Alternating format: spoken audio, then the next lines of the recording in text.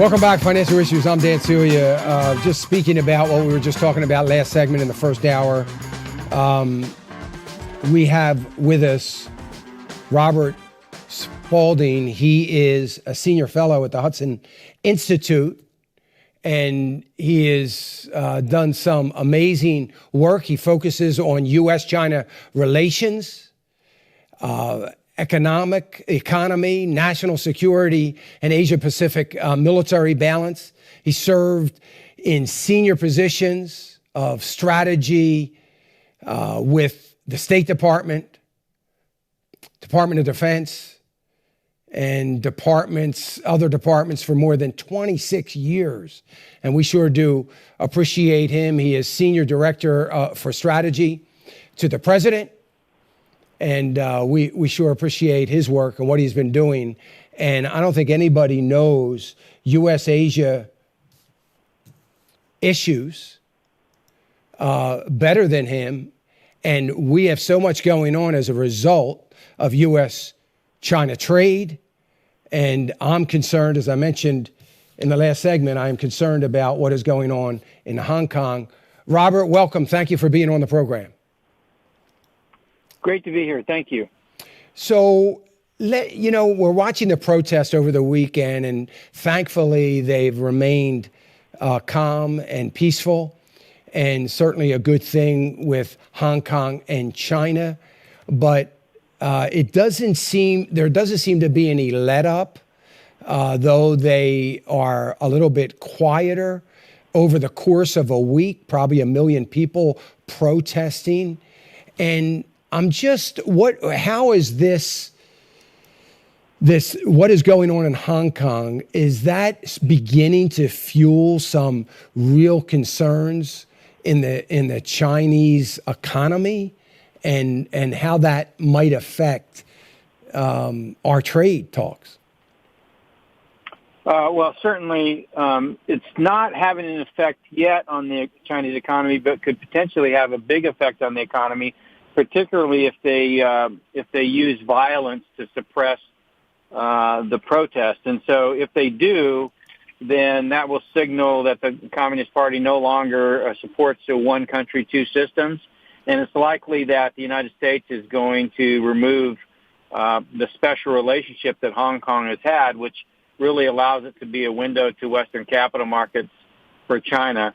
And so I think going forward, it could be very potentially economically damaging. I think right now the concern for them is can they stop these protests before they have the potential for essentially getting support in the mainland. Right now, it doesn't appear that that's the case, but it could be that they have that it spreads.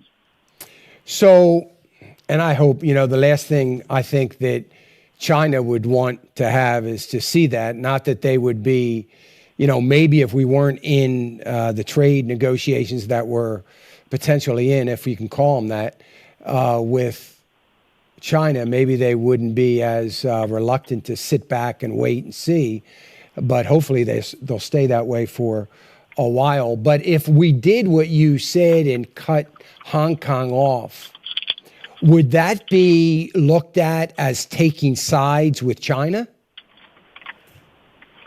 No, it would actually be.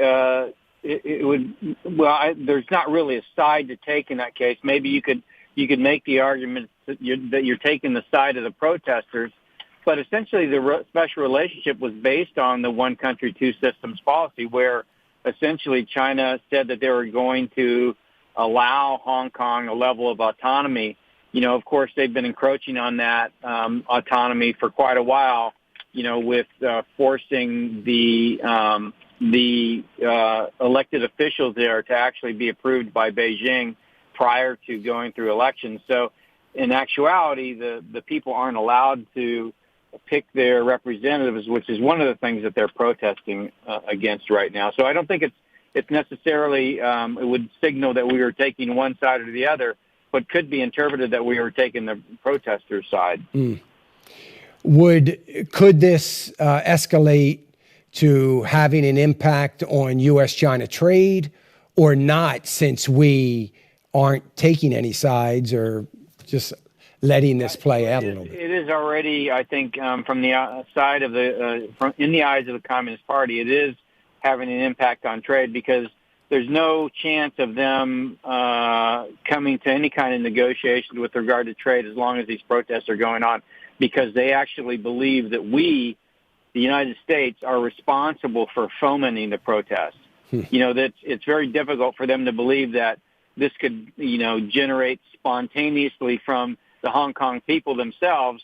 They always, see the black hand of the United States involved in trying to overthrow the Communist Party. And so since that's their view, the likelihood of us having any kind of trade agreement while these protests are going on, regardless of, this dispute on the negotiated 150-page document, really is not anywhere in the cards.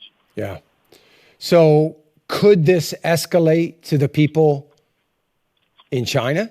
I mean, I know the communist regime controls the media, but could it escalate? Certainly the Chinese people are hearing about it. Yeah, I think the likelihood of that happening actually increases if China's economy continues to slow. One of the ways that they've kept people in check, and to include, increasing the People's Armed Police. So they have literally millions in the People's Armed Police, plus they have, I think by 2022 they're supposed to have one camera for every two people in the country by that time, plus just all the data that they have from all the WeChat traffic that goes on. They essentially have automated the ability to control the society down to the level of the individual. So right now, it appears to have everything firmly in hand. But, appearances can be deceiving, particularly if the economy continues to slow. If it continues to slow, then people are going to become more and more agitated as unemployment rises. They're kind of getting hit doubly right now because of unemployment due to supply chains moving out of China, and at the same time they've got a pork issue and a corn issue with the armyworm and the swine flu. So they've got spiking prices in food, and then they've got increasing unemployment for some of their manufacturing industry. So it's a big problem. Well, and the bigger problem as I see it, and I've been saying this for a long time, and I've been wrong for a long time, because for a long time I've said, at some point in time, China has to come to the table and get this done, not because they care desperately about making sure their people are all working, although they do, they want to stay in power. But at the same time, they're losing market share. I mean, there's an exit. I wouldn't say a mass exodus, but there's a lot of companies that are going to be headed and already have over the last 3 years to Vietnam, and they're going to be going to Indonesia and the Philippines and other places. And they're not going to get that back. And, to lose something for a company like that as precious as manufacturing, when that's pretty much all they have, isn't that, I just find it amazing that hasn't been enough to keep them negotiating in good faith. Yeah, I think so after 2008, they relied heavily on their state-owned enterprises to essentially keep them out of a recession. And ever since, they've been strengthening the role of the state-owned enterprises in their economy. So I think they actually had a calculated decision to say, we're going to try to get a new president in 2020, and barring that, if we fail at that, we believe that we can be self-sufficient enough with our state-owned enterprises that we can decouple our economy from the United States. I think that's the decision they've made, and which is why I don't expect a trade deal before 2020. And I think that they realize that if President Trump gets reelected, he's going to be even harder on them. So I think they've made a calculated decision essentially to decouple their economy, because they think that they can control the Eurasian landmass through the Belt and Road Initiative and Made in China 2025. I agree with that 100%, and that's what I've kind of pivoted to, that there's not going to be a trade deal. I don't think it's going to happen, and maybe they feel like they can manipulate the election somehow. But that aside, don't you think, and this is my frustration, don't you think that it's probably more critical than ever that we pivot to the eurozone and start looking at getting good, solid trade deals, even if it's nation by nation in the eurozone? And, Yeah, and I think what's been going on quietly behind the scenes is just exactly that. So we're having bilateral negotiations with a lot of our allies and partners around the world to say, hey, we need to essentially create a democracy-only, economic zone. And to the extent that you're reliant on our security relationship for your protection, then you need to think really hard about, how you align your finance, economy, trade, and investment with the United States. I just got back last week from the Baltics and talking to so many people throughout the nations there, and they're so.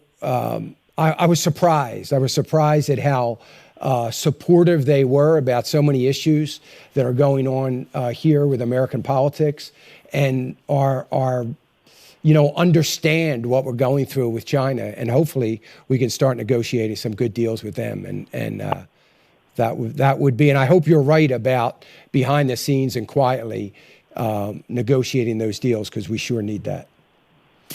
Yeah, and I think most of those countries recognize that, if you go back to the Atlantic Charter, which is really the principal template for the international order after World War II, the four things that it talked about were free trade, democratic principles, rule of law, and self-determination. And I think if America doesn't stand up for those things, then it's going to be very hard for these smaller nations that are less powerful economically and militarily to do so. So they're actually looking to the United States to take the lead on that. And so for since the end of the Cold War, we've essentially abandoned that for this belief that open markets lead to wealth and wealth leads to democracy. And we have to get back to it. And that's what we actually wrote into the national security strategy, just to focus on getting back to the basics of what we believe as a country. Free trade and democratic principles actually go together.